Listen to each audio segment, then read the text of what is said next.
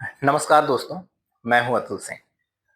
दोस्तों, भ्रष्टाचार को प्रायः आधुनिक शासन व्यवस्था की समस्या माना जाता है, किंतु भारतीय सभ्यता ने इस चुनौती को 2000 साल से भी पहले गहराई से समझ लिया था। हमारे प्राचीन ग्रंथों ने शासन की ऐसी कल्पना कभी नहीं की कि प्रत्येक अधिकारी या शासक सदैव पूर्णतः ईमानदार होगा। इसके विपरीत उन्होंने मानव स्वभाव को उसकी वास्तविकता में स्वीकार किया और ऐसी संस्थागत व्यवस्थाओं पर बल दिया जो भ्रष्टाचार की संभावनाओं को न्यूनतम कर सकें। यही कारण है कि आचार्य कौटिल्य का अर्थशास्त्र आज भी सुशासन, सार्वजनिक वित्त और राज्य व्यवस्था का एक कालजयी ग्रंथ माना जाता है। भारतीय राजनीतिक दर्शन का मूल सिद्धांत यह था कि सार्वजनिक पद अधिकार नहीं बल्कि प्रजा के प्रति एक पवित्र दायित्व और विश्वास है। उपनिषदों का त्याग का संदेश, परधन पर दृष्टि न रखने की शिक्षा तथा राजधर्म की अवधारणा इसी सत्य को स्थापित करती है कि सत्ता का उद्देश्य व्यक्तिगत लाभ नहीं बल्कि समाज की सेवा है। तो जब कोई अधिकारी या शासक जनता के धन का दुरुपयोग करता है, तब वह केवल आर्थिक क्षति ही नहीं पहुंचाता बल्कि राज्य की नैतिक वैधता को भी कमजोर करता है। कौटिल्य की सबसे बड़ी विशेषता उनका यथार्थवादी दृष्टिकोण था। उन्होंने मानव स्वभाव को आदर्शवाद की दृष्टि से नहीं देखा। उनका प्रसिद्ध उदाहरण है कि जिस प्रकार जिह्वा पर रखा हुआ मधु चखे बिना रहना कठिन है, उसी प्रकार राजकोष का प्रबंधन करने वाले अधिकारी के लिए धन के आकर्षण से पूर्णतः दूर रहना भी अत्यंत कठिन है। इसलिए उन्होंने भ्रष्टाचार को केवल नैतिक उपदेशों से समाप्त करने की बात नहीं कही, बल्कि ऐसी शासन व्यवस्था का सुझाव दिया जिसमें प्रलोभन उपस्थित होने पर भी दुरुपयोग की संभावना न्यूनतम हो। इसी विचार के आधार पर अर्थशास्त्र एक अत्यंत विकसित प्रशासनिक ढांचा प्रस्तुत करता है। इसमें विस्तृत लेखा प्रणाली, नियमित लेखा परीक्षण, अधिकारियों का समय समय पर स्थानांतरण, बहुस्तरीय पर्यवेक्षण, गुप्त निरीक्षकों की व्यवस्था, वित्तीय मिलान, पुरस्कार और दंड का संतुलित तंत्र तथा कठोर उत्तरदायित्व जैसी अनेक संस्थागत व्यवस्थाओं का उल्लेख मिलता है।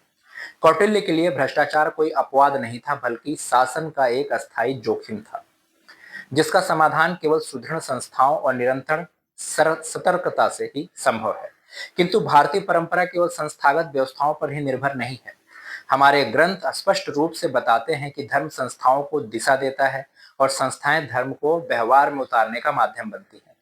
महाभारत के शांति पर्व में भीष्म पितामह बार बार इस बात पर बल देते हैं कि राजा का सर्वोच्च कर्तव्य प्रजा की रक्षा करना है। जो शासक इस दायित्व का निर्वाह नहीं करता, वह अपने शासन की नैतिक वैधता खो देता है। इसलिए सुशासन केवल प्रशासनिक दक्षता का विषय नहीं बल्कि नैतिक उत्तरदायित्व का भी प्रश्न है। इसी सिद्धांत को श्रीमद् भागवत गीता और अधिक गहराई प्रदान करती है। भगवान श्री कृष्ण कहते हैं, यद्ददा चरति श्रेष्ठस्तत् देवेतरो जन स यत् प्रमाणम कुरुते लोक अस्तदनुवर्तते।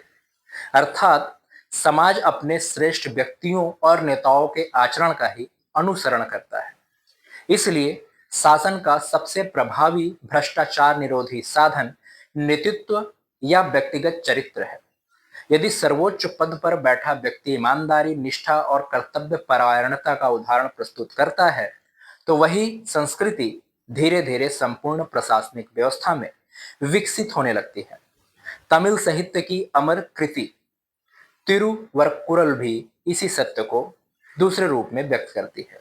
इसमें न्यायपूर्ण शासन की तुलना समय पर होने वाली वर्षा से की गई है और बताया गया है कि न्यायप्रिय शासन ही समाज को स्थिरता और समृद्धि प्रदान करता है। जो शासक अपनी प्रजा का शोषण करता है, वह धीरे धीरे अपने ही राज्य की नींव को कमजोर कर देता है। न्याय और ईमानदारी के बिना कोई भी राष्ट्र दीर्घकाल तक समृद्ध नहीं रह सकता। प्राचीन भारतीय राजनीतिक चिंतन का एक अन्य महत्वपूर्ण सिद्धांत यह था कि राजा स्वयं भी कानून से ऊपर नहीं होते। मनुस्मृति में दंड को व्यवस्था का रक्षक कहा गया है और स्पष्ट किया गया है कि सबसे पहले राजा स्वयं उसी के अधीन है। जब कानून का प्रयोग पक्षपातपूर्ण ढंग से किया जाता है अथवा केवल कमजोर लोगों पर लागू होता है, तब राज्य की विश्वसनीयता धीरे धीरे समाप्त होने लगती है। इसलिए उत्तरदायित्व की शुरुआत सदैव सर्वोच्च स्तर से होनी चाहिए। आधुनिक भारत में भी ये सभ्यतागत सिद्धांत उतने ही प्रासंगिक हैं। डिजिटल शासन, प्रत्यक्ष लाभ अंतरण, आधार आधारित सेवा वितरण, ई प्रोक्योरमेंट, ऑनलाइन लेखा परीक्षण, फेसलेस सेवाएं और प्रौद्योगिकी आधारित निगरानी ने भ्रष्टाचार के अनेक पारंपरिक स्वरूपों को सीमित किया है। किंतु केवल नए कानून, नए पोर्टल या नए आयोग स्थापित कर देना पर्याप्त नहीं होगा। जब तक शासन के प्रत्येक स्तर पर उत्तरदायित्व, पारदर्शिता, नैतिक नेतृत्व और लोक सेवा की भावना सुदृढ़ नहीं होगी, तब तक संस्थागत सुधार अपनी पूर्ण क्षमता का प्रदर्शन नहीं कर पाएंगे। आचार्य कौटिल्य का संदेश अत्यंत स्पष्ट है। भ्रष्टाचार का समाधान केवल भाषणों अथवा नैतिक उपदेशों में नहीं, बल्कि सुदृढ़ संस्थाओं, पारदर्शी व्यवस्थाओं, निरंतर सतर्कता और चरित्रवान नेतृत्व में निहित है। भारत की सभ्यतागत परंपरा हमें सिखाती है कि राजधर्म का वास्तविक अर्थ सत्ता का उपभोग नहीं, बल्कि जनता के प्रति अपने कर्तव्यों का निष्ठापूर्वक निर्वहन है। जब धर्म, दंड और कर्तव्य बोध एक साथ कार्य करते हैं, तभी लोकतंत्र सुदृढ़ होता है, जन विश्वास बढ़ता है और राष्ट्र सुशासन, न्याय तथा समृद्धि की दिशा में निरंतर अग्रसर होता है। यही आचार्य कौटिल्य के अर्थशास्त्र का कालजयी संदेश है और यही किसी भी युग में भ्रष्टाचार के विरुद्ध सबसे प्रभावी सभ्यतागत ढांचा भी है। धन्यवाद।